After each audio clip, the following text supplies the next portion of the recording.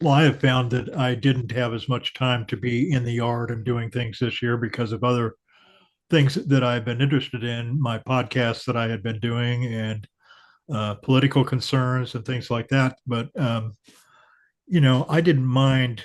I don't have such a formal type of garden that has been well established. I've done a little gardening here over the years, but it's not like it was. It's not as much of a um, tried and true. We're going to do it again this year kind of thing. I Yeah. try it. If it works, that's great. If it doesn't work, I'm not upset about it. But for years around here, my dad didn't make very many changes, so I have everything to change. Yeah. So I'm trying to balance all of that with everything else that I do.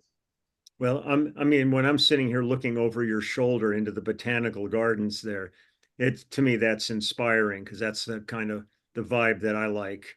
It's not totally formal, but there's loose, but there's organization to it.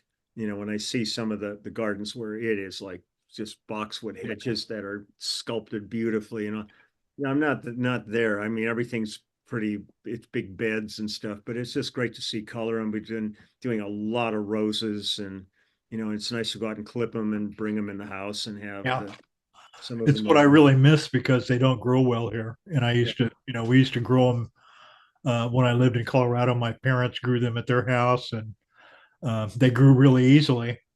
And yeah, here it's a real struggle. They get black spot real easy. yeah. There's Japanese beetles, all that stuff. I've seen Japanese beetles reduce a fruit tree to nothing. Yeah, no, there's so many, especially in the insect world that can just come in and decimate you so easily. I remember the great Larry Knechtel, who played piano on Bridge Over Troubled Water and bass player on Mr. Tambourine Man and all that stuff. He eventually moved up to the north of Washington State, and I went up to do a Barry Maguire album up there at his studio, and we came outside, and there were slugs about this big, these black slugs, and it was all over the Sounds like house. Hawaii. Oh, it was like, man, it was like a weird horror movie and stuff. But whenever you go, it's like being, hearing, cicadas and Yeah. different areas all have their own, blend of critters.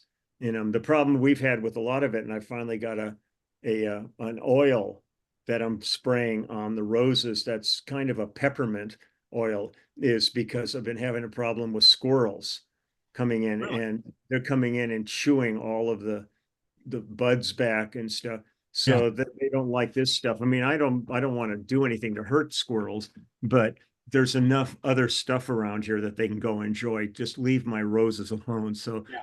So I got these big stuff. I'm out there spraying all of the Right. things like a couple of weeks just to make them. It won't stop them, but it makes it pretty undesirable to them. So Do you have any actual fruit trees like peaches or apples or anything? well, we have an avocado, but it's very old, so at this point it's not producing. But I have a really good orange tree and a lemon tree and a persimmon tree. I There's a part of me that wishes we had more like a plum tree and a peach, but I don't want to be planting more trees at this point. There's plenty of them on the property, and it's really funny. My neighbor across the street, he uh, he and his wife are both scientists at Caltech, Oh yeah. and um, and one day I saw him out in front of his house, and apparently he was going to wanted to do an organic garden in the backyard, and he Hmm. contacted this company about delivering some really great soil, so because he was building a structure back there, and they had the dimensions of his gate and all that stuff, so they could have a truck that would go back to the back of the property. And well, apparently they found they couldn't get the truck through that gate, so they dumped everything in front of his driveway. So there was this mountain of soil, and he was out there with his wheelbarrow and stuff, having to move all of this to the back. So I ran over, I grabbed my wheelbarrow and my shovel and went over and I helped him. And we spent the day moving all this. I mean, he was like beaten up and angry about this because they were supposed to deliver it right near where this thing was going to be. But finally, he built this big structure and had it all in there. And one day he comes over and he's holding a tomato, and he goes, "This tomato probably cost me $40." But everything was done, and I was going, Jesus, the market down at the corner here's got a nice organic section where they sell tomatoes. You get these things where you're going, Dad, this would be really cool. Because I remember at my old house, I decided to try gardening, and I mean, I was going for some tough stuff, and they're like asparagus and artichokes and all that, but then there was always like the zucchinis, and you'd come out in the morning and the zucchini would be like this big, and then you'd forget about it and come out a day later and it was like this big. Exactly. And then I would go on the road and I'd come back and I finally just went out there one day and tilled the whole thing under. Just this is just too much. It's like you said, though, it's kind of a therapy, when I go out there and get my hands in the soil Yep. and I'm creating things and bringing these plants along.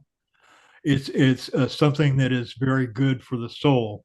It's Yeah. very good to keep your mind straight and in fact, it really allows you time without any outside influence to think about things. Yeah. I think it feeds your soul more than it feeds your body Yeah. with that. Yeah, I love it. I really, and I can go out there and I can work for 12 hours and not even realize that I haven't gone and eaten or done anything because you're in a zone. You're like completely in that moment when you're doing it. And then you go, I'm dirty. I don't want to come in the house right now. I got to. So it's easy to have plenty of excuses for not doing anything else but that.